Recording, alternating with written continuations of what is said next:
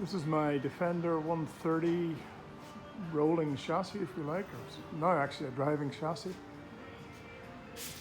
And it's been built for a tipper pickup. And I particularly want to show you the wonderful exhaust system that a friend Dan made me from Demand Engineering.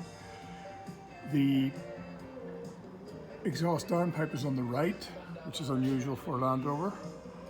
And it crosses over a TD5 gearbox crossmember, which gives some nice clearance. And then it crosses over to the other side, past the transfer gearbox. And we've got a nice long section of stainless steel exhaust into a small silencer. Then we reach the tailpipe section, which goes up and over the rear axle, and then it emerges at the gearbox, at the rear crossmember, at the gearbox with a nice tip on it, and it sounds wonderful too.